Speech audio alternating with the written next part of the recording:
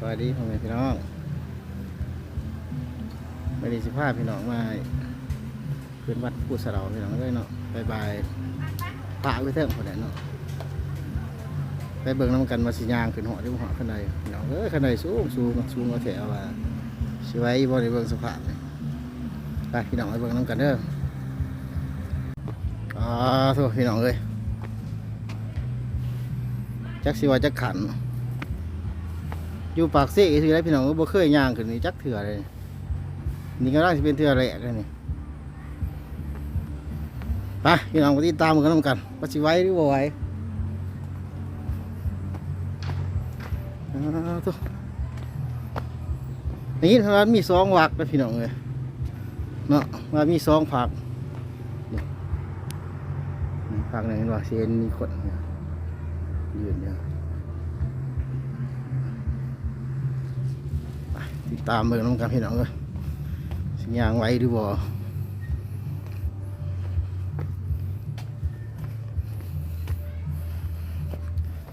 สิบริถ่ายเพื่อนพี่น้องเด้อถ่ายเป็นเป็นส่วงไปคือสิใส่เวลาสมควรอยู่นี่สร้างสิหอด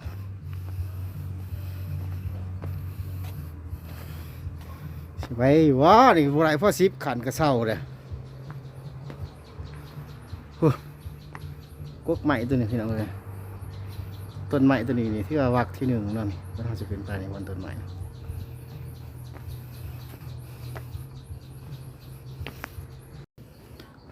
พี่น้องความสั้นสั้นสำนักผาดิขึ้นมาได้นี่ไปสู้เลยพี่น้องเฮ้ยมันได้มากเลยดิมึงมีตากล่องเด้อมือนี้เด้อคนเดียดตดโปด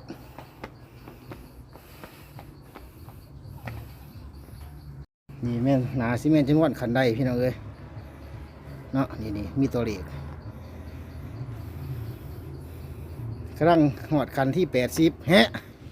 จะมี82 ขันบัดไปพี่น้องเพิ่นข้านลงมากมาสิไว้อยู่ว่า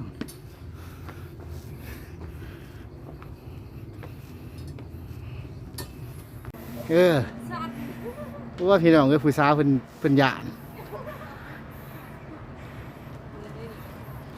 ข้าแต่ยานจะอวยหลังลงมาจะบ่ต้องเดียวลงมาทางนี้แปลเขาลงคันใดเพื่อน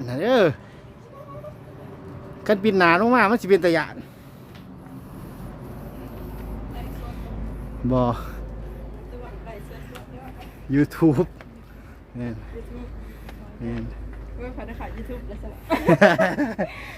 บ้านที่ไซนี่บ้านที่ยูทูบปากเสีย บ้านอยู่ปากเสนี่บ่โอ้มาอันนี้มาทางไร่น้ำ โอ้ แบกขึ้นเมื่อกี้ดิ ขึ้นนี่บ่โดยเอาน้ำขึ้นเทิงโอ้เพิ่นว่าเฮ็ดบุญพี่น้องเอ้ยเอาขึ้นคือว่าเก่งแต่ได้เนาะ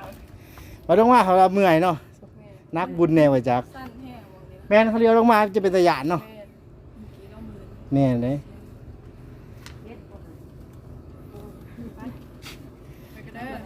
เข้าใจทางสิขึ้นเทิงมาจ้ะค่ะเป็นหอดเถิงไปแล้วพี่น้องเข้าไปตัวเราลงมาจนเราเมื่อยพี่น้องเลยเราเอาน้ำขึ้นไปเคี่ยนพระยี่เถิงไปเหตุบุญลงมาเพราะว่าเมื่อยเกิดสิเป็นวิทย์นะวะมันสั้นหลายไปพี่น้องเขาไปติดตามไปหอดเถิงอีกทีนึงเลือกสไตล์พี่น้องเลยโอ้พี่น้องเลยน้องอยากขึ้นมาเนี่ยซ้ำ1โอ้วิวแม่น้ำคลองเนาะแล้วก็เส้นทางเมืองคนท้องพี่น้องเลยสั่นโอ้ยความสั่นอยากเศร้าเลยพี่น้องก็นี่ก็ได้เมื่อยบ่ไปไหนพี่น้องมันเสียวพี่น้องเลยกันไฟบ่เคยขึ้นสูงนี่โอ้อันตรายเด้อนี่ก็ยังแต่ว่าเคยออกกำลังกายประจำพี่น้องเอ้ยเมื่อยปานใดแต่มันจะค่อนข้างเสียวหน่อยนึง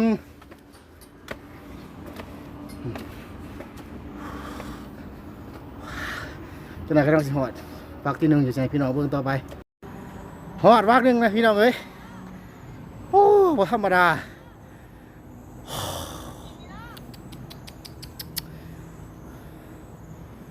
ควมหอนฮอดวักหนึงนะพี่น้องเอ้ยเดี๋ยวสิให้พี่น้องเบิ่งวิวเด้อ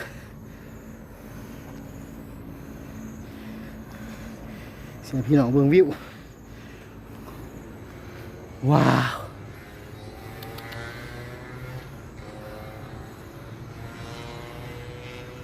เฮ้ยเป็นของพูดข้าวๆอยู่ทางหลังเห็นเป็นปากเซ่พี่น้องเอ้ยเป็นฟังกันเกิงเนาะเพื่อนนะทาให้ทาหิน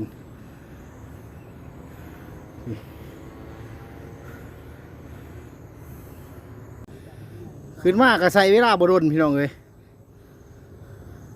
แต่สั้นทับยิดกับประมาณอยู่100 คันพี่น้องใส่เวลาบดนเนาะประมาณ2-3 นาทีแต่ว่าควบเมื่อยนี่โอ้สมควรเนาะย่างอีกวักที่2วันนี้ตัวนี้เป็นจุดพักวักคำอิดพี่น้องเอ้ย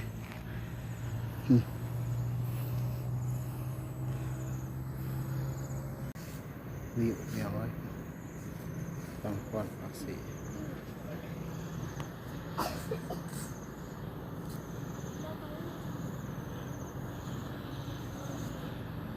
โอ้น้องสัน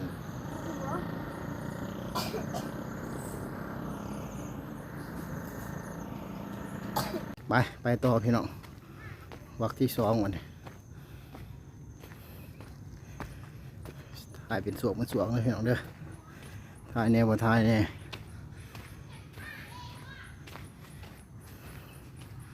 เมื่อยเนี่ยพี่น้องหายใจก็แห้งเคยมาอยู่พี่น้องแต่ว่าไม่ได้ขึ้นทางนี้จักเทื่อเคยลงไปทางพูนเดี๋ยวตอนลงใช่พี่น้องเบิ่งทางตัวนั้นจะเป็นทางรถไม่เป็นทางย่างแบบนี้เนาะแต่ว่าเขาผู้คนเขาจะกระแลนกระยางอยู่เบื้องนั่นกันนะ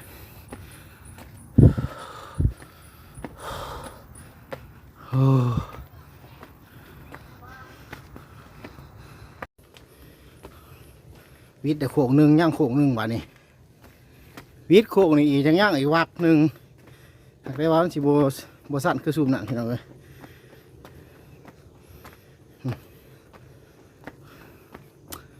มักแห้งแล้วมันเคี่ยงกูก็ธรรมศาสตร์เนี่ยพี่น้องเอ้ย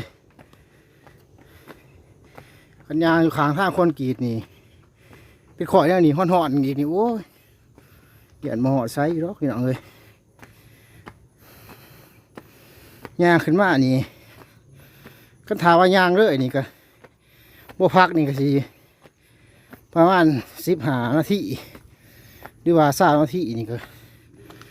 คือสิหอดมองพระใหญ่พี่น้องเลยแต่พักลำทางมันเมื่อยหลายวักหลายอันเนื้อหลาย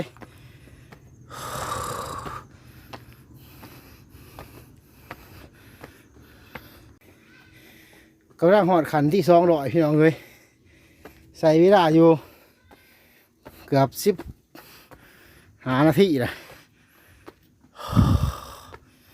ทายเนี่ยบุทายเนี่ยพี่น้องเลย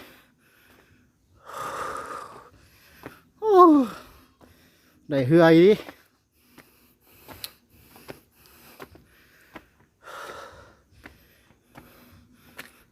ขันที่200พี่น้องเลยก็ได้วิวอีกวิวหนึ่งผู้ทั้งนาเนี่ยคือเสียงผู้ผู้เนี่ยพี่น้องเลยสายแดนผู้เนี่ยต่อเขตสายแดนฟังไทยอยู่ในนี่มึงส่งงานจะแมนโอ้หมวดอะไรพี่น้องเลยหย่อนแสงพี่น้องเลย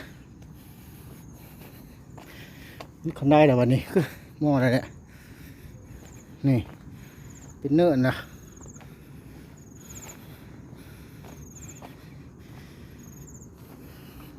โอ้ยดีพี่น้องเลยหอดเนี่ยหอดมองฟ้าใหญ่แต่วันนี้มองสิ่งศักดิ์สิทธิ์แต่วันนี้วัดเอาแค่น้อยเดียว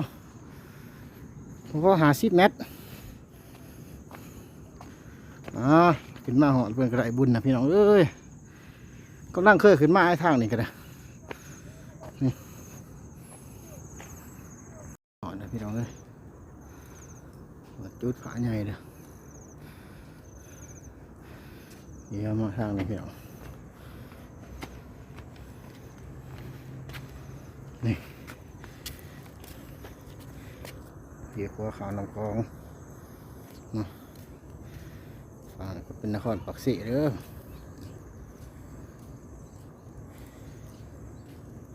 เดี๋ยวจะพาพี่น้องไปเบิ่งจุดเถิงพี่น้องเลยเพลงวิวงามกว่านี้เลย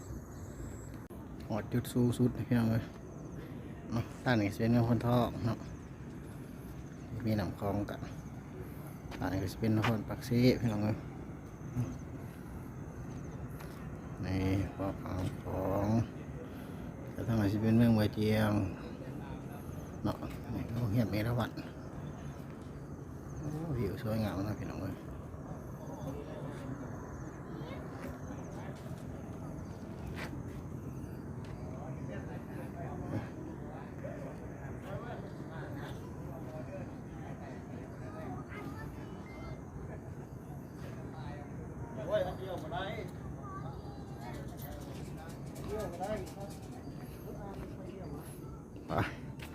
ไปเบิ่งกันต่อมาจุดสูงสุดขึ้นมาหอดจุดสูงสุดนะพี่น้องเนาะจะเป็นจุดพระลายพี่น้องจะมีพระอย่างนี้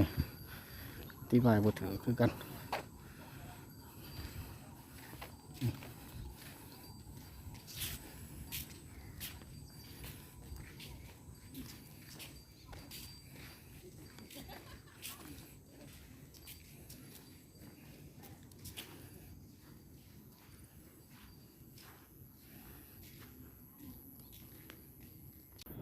ขึ้นมาหอดจุดส้มวิวพี่น้องเลยสูงสุด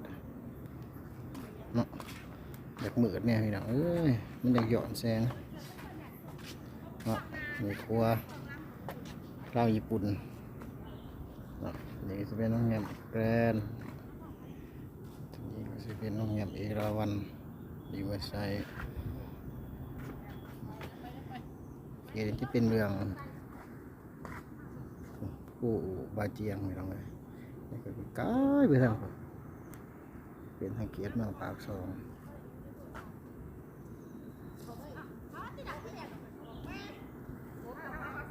ผู้คนเพิ่นมาเที่ยวชมพี่น้องเลยบรรยากาศยามแลงอากาศเย็นๆธรรมชาติทั้งนั้นพี่น้องเนาะบรรยากาศต้องรวมกันสิประมาณนั้นพี่น้องเอ้ยเนาะอันนี้ก็เป็นหัวแจกเป็นเนาะเป็นกุฏินี่ตัวนี้เป็นของใหญ่เนาะหรือว่าละขังของนะพี่น้องเลยนี่ของใหญ่ไพ่มากก็ต้องไหนดูไปตีแม่ผู้เดียวพี่น้องเลยไม่ผู้ถือกล่องให้นี่จะเป็นละขังใหญ่เลยนี่ตัวนี้เป็นมาศาลาหงธรรมมอศาลาใส่พี่น้องเลยนี่บอกละเอียดเบิดมูลค่าก่อสร้างเลย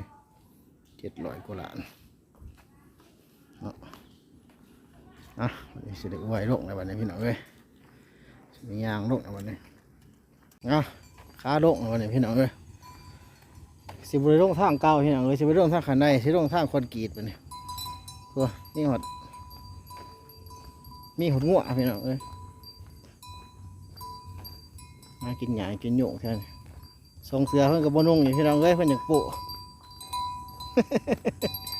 เอาเยอะเลยพี่น้องเลยขาลูกนี่คือใส่เวลาอยู่ประมาณ30 นาทีพี่น้องเลยขั้นบกลัวเพราะเส้นทางลงข่อยนี่ก็ประมาณ3-4 กิโล3 โลเนาะ3 กิโล 4 กิโลอยากสิหอดมองจอดรถสิหอดจุดดุมมันซะเจ้าหน้าที่รัดทางพี่น้องเอ้ยเงินเสียค่าทางนี่ว่าจะสิผ่านเพิ่นได้มีแต่ตัวงามพี่น้องก็หัวแม่ไหลเด้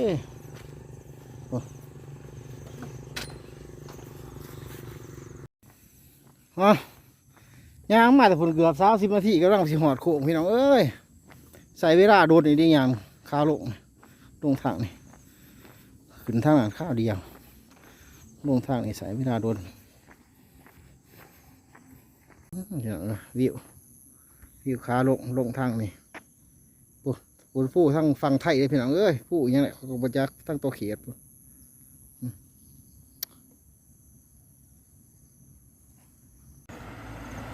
มองนะพี่น้องเอ้ยไก่แล้วไก่สิฮอดแล้วบัดนี้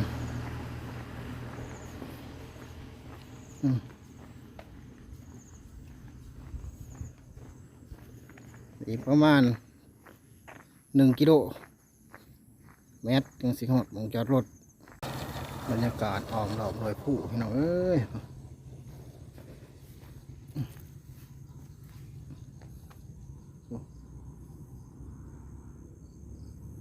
ในวังวนของปู่พาป่าดงสุดยอดพี่น้องเอ้ยของธรรมศาสตร์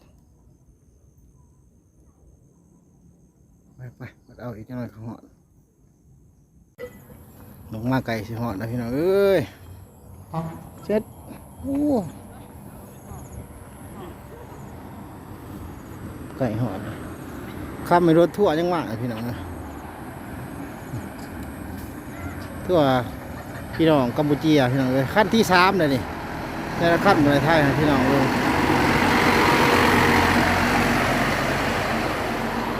ทั่วพี่น้องทั้งแคมโบเดียหอดยุดุมสุดแล้วบัด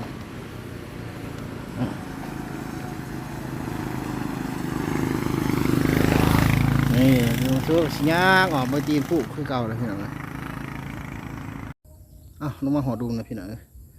สิได้ปิดคลิปแบบครับตัวนี้ก็ได้พี่น้องเด้อขอบใจพี่น้องที่ลงมาชมในตอนจนจบเรื่องแรกก็อย่าลืมด้วยพี่น้องเด้อกดไลค์กดแชร์กดติดตามเนาะทั้ง2 YouTube วีระไส้ชแนลเนาะหรือว่า2เพียงคนเอาไต่ด้วยพี่น้องเด้อสวัสดีทุกคน